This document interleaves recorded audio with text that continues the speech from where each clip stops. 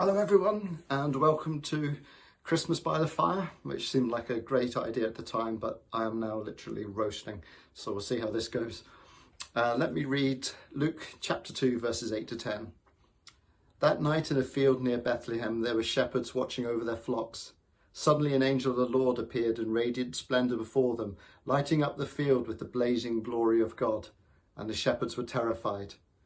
But the angel reassured them, saying, "Don't be afraid, for I've come to bring you good news, the most joyous news the world has ever heard, and it's for everyone, everywhere."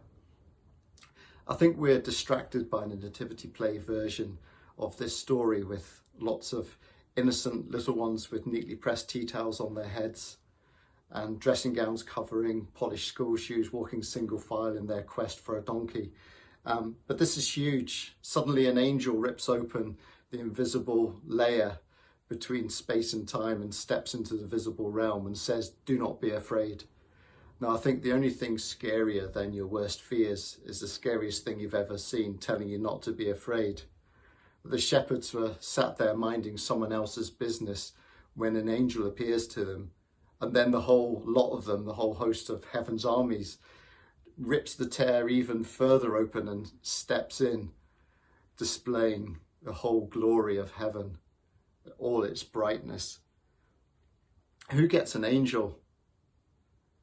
I don't ever really think about it, but it's usually the great and good, the heroes of faith and freedom throughout the Old Testament who get an angel. But when it comes to the big one, the fulfillment of the promise, the arrival of God on earth, the shepherds get the angel. I don't know if the big fellas were watching the journey to Bethlehem, stretching the wings, maybe doing a few warm-ups, waiting for the announcement to come through on the group chat. And then when it comes, does Gabriel and Michael go to one side and check that there wasn't a typo? Maybe it was meant to say sharing instead of shepherds. We've seen that before. But I still don't understand why the glory of God is displayed to the shepherds, to this group of nobodies in the middle of nowhere. Why not overpower a Roman legion or silence the Sanhedrin or paralyze the Pharisees or head direct to Herod to establish who the real who's who is around here? But the message of the one born that day wasn't going to be quashed by the powerful or contorted by the righteous or abused by the elite. It was going to save mankind, and mankind needed to hear it. The shepherds get the angel. They're watching the flocks outside alone in the cold at night,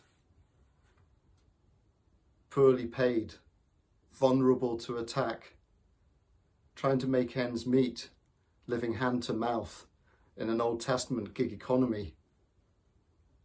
But it's to the likes of these that the good news is given.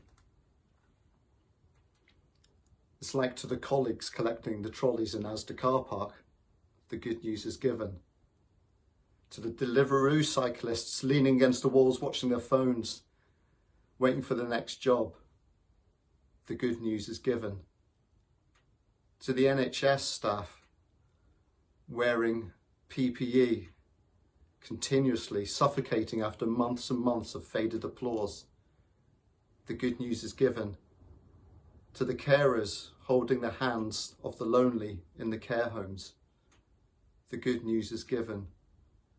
To the displaced woman with the warmest smile in the world, selling the big issue outside the post office, the good news is given. To the children for whom the real thing they're longing for this Christmas is a meal, to them the good news and the message of peace is given. Don't be afraid. So as we are watching the telly this Christmas, complaining that there's nothing on and disappointed that the tea towel wasn't needed for the play and that there's not enough dishes to dry up, let's think about the shepherds. Who gets the message this Christmas? Who gets an angel?